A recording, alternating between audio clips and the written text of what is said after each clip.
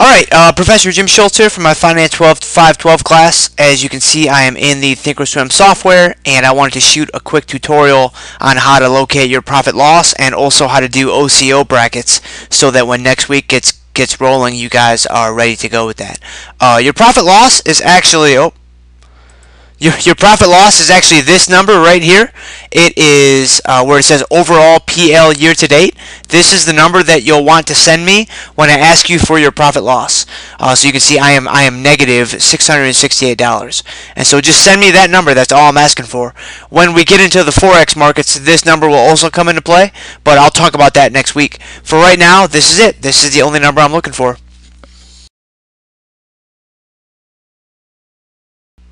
So now I want to talk about how to do some OCO brackets. And the first one I want to show you, let's just choose Starbucks. And obviously it's Saturday night, so the markets are not open. The first one I want to go through is how do I set up an OCO bracket with an order that I'm also going to put in to establish a position. Which means, okay, you want to buy some Starbucks or you want to short some Starbucks and you don't have a current position yet. So how do you set up an OCO bracket with your original order? So let's say that you were looking at this and you're thinking, alright, for whatever, I'm not even going to go through like the analysis. Let's just say that you want to buy Starbucks. So you're going to want to right click, go down to buy custom, and then you'll see with OCO brackets. Now it's easiest to do this directly from the charts, and that's why I pulled up a chart. And so to do an OCO bracket with an order that you are also putting in to establish a position, I would do it from the charts. So you go buy custom with OCO bracket. So you click on that, and obviously I got a lot of other things going on right now. So we'll see if my computer can power through. And so alright, so what's going to happen when you do that is 3 different orders are going to immediately populate for you. So let's say that you wanted to buy 100 shares in Starbucks, okay? Now this can be a limit order or a market order, right? If you want to establish this position right away, I would make it a market order. So that way it gets filled right away. And obviously, again, it's Saturday night, so if I do confirm and send this guy, it's not going to get filled anyway. But your original order to establish the position can be a limit order. So maybe you think, alright, you want to buy Starbucks, but you don't want to do it at a price higher than $57. And so you can go ahead and put that in as well and start to utilize some of the limit order strategies that we've talked about in class along with your OCO bracket. Okay? Now these next 2 orders are your OCOs. And you see one of them is set to a limit and one of them is set to a stop. Okay, so let's focus on the limit. Now again, you're buying stock, right? So your limit order, your limit sell order is going to be your take profit order. So maybe you say, alright, if this thing gets up to, 65, that's the profit I'm looking for. And again, I'm not going to go through the analysis that you would utilize to get to this, but let's just say that you did some analysis and you've determined that $65 is your price target, alright? So that's going to be your limit order. Then you go down to your stop order. Maybe you think, alright, the most I'm willing to lose is, if this thing falls to 54, I want to go ahead and get out of this guy.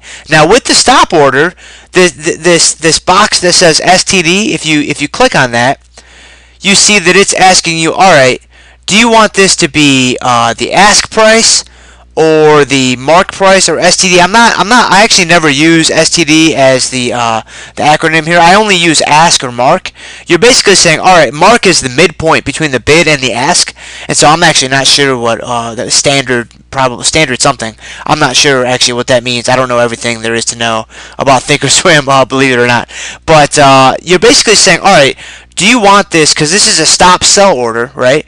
Do you want this stop sell order to trigger when the ask price hits 54 or when the mark price or the midpoint hits 54? So you can pick either one. It really doesn't matter which one you choose. It's really kind of trivial. If you're trading nickels and dimes, then yeah, maybe it matters, but we'll just pick ask for now.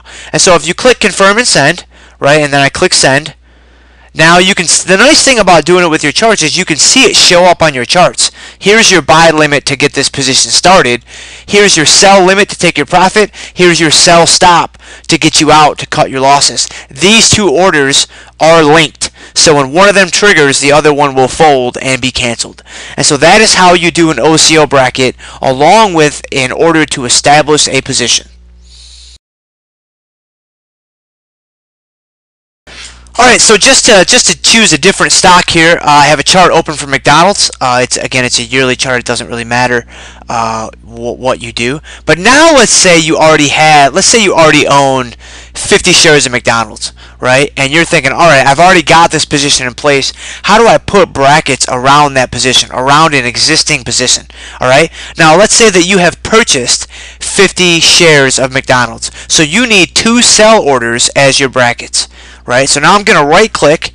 Don't go to sell custom, just go to sell. Okay, just go to your standard old cell.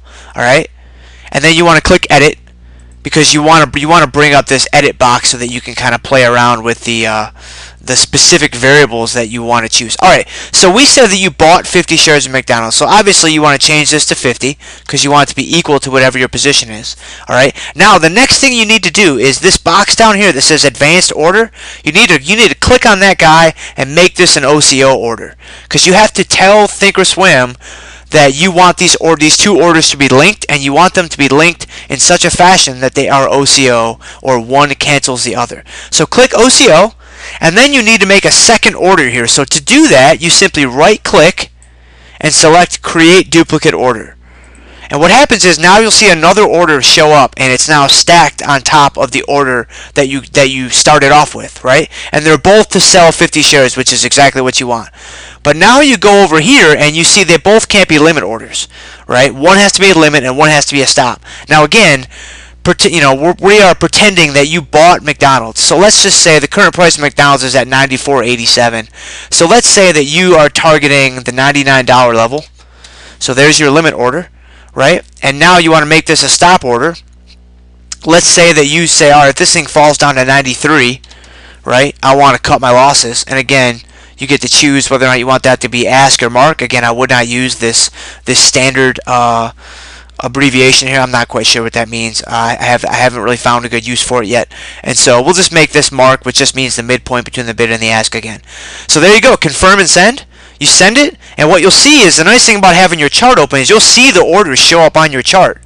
Right? And so you're like, all right, yeah, that's exactly what I wanted. I want my limit up here. I want my stop down here. These 2 guys are linked. They're OCOs. So now your current position is now bracketed by an OCO order.